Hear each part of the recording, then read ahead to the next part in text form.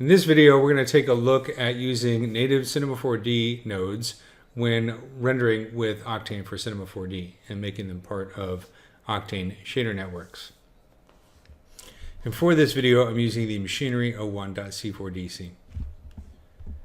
So if we take a look at the node editor, I can scroll down here to the bottom and you'll see there are a number of buttons here for native Cinema 4D shading nodes. They're contained in the C4D group. So I can turn this on and off by clicking on this button right here. There's a really great guide for using these nodes that you can access by clicking on this help button right here. If I go into the node editor, this brings up the OctaneRender help files, and I'm going to scroll down here to the texture section. Under texture types, Cinema 4D textures. So there's a great section here that has some nice lengthy explanations, examples, and links to scene files that you can also download in addition to the ones that come with this course. So this is worth checking out. So in this video, we're just going to do a brief overview of sort of some tips on using these nodes with Octane for Cinema 4D. Whenever you're using a Cinema 4D texture node as part of an Octane shading network, it may not be as efficient in terms of memory usage as the Octane nodes. So you kind of want to decide, what is the cost benefit to using one of these nodes. For example, if I use the Bitmap node, so I'll bring a Bitmap node in here, this does the same thing as the Octane image texture. However, the Octane image texture node has some specific features that are designed to work with Octane, as well as being more optimized for use with Octane. So you can use the Bitmap node and link to an image in your project directory or whatever image you need to use, but it's a better idea to use Octane's image texture. Let's graph the metal that's applied to much of the machinery here and take a look at it. Now, in contrast to that, the Cinema 4D noise texture is a really great texture and has so many features and options that you don't find in many of the Octane texture nodes that it's actually worth considering using this if you really want to expand the types of noise that you can get in your shader network. So let's take a look at this. I'm going to actually just apply this to the bump. Let's rotate around here so we can see what's going on. Then we're going to have to play with a few features before it becomes a little bit visible. For example, we can try messing with the contrast a little bit and the brightness. Let's make sure we re-render it here. There we go. You notice that it's kind of low res here in the preview. We can see kind of some faceting here. If you want to fix that, you can go into the material under common and change the C4D shader resolution.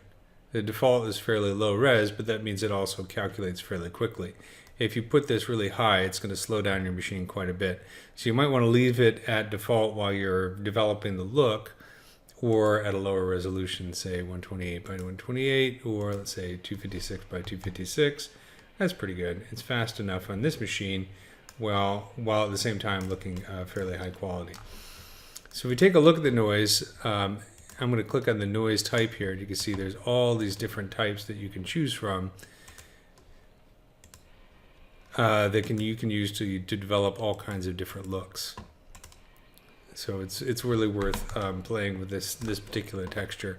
And you can even plug it into a displacement, use it as displacement. It has some built-in animation options that you can use, as well as scale, space, whether you want to base it on UV, object, world, texture, camera, etc. So a lot of cool options that are built into this one node. So that's worth checking out. Another great one to use is the gradient. Very similar to Octane's gradient, but has some nice features to it as well. So this is a good one to use. So let's put this into diffuse and specular, and I'm going to set the IOR mode here to artistic.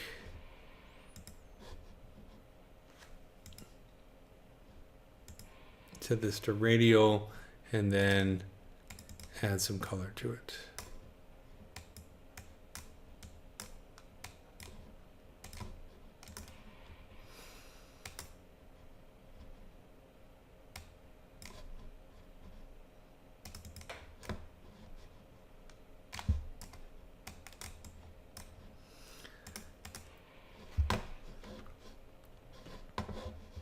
And of course, these can also be plugged into other nodes shared with Octane nodes or by themselves. So I could put this into, say, a mixed texture, plug this into diffuse and specular,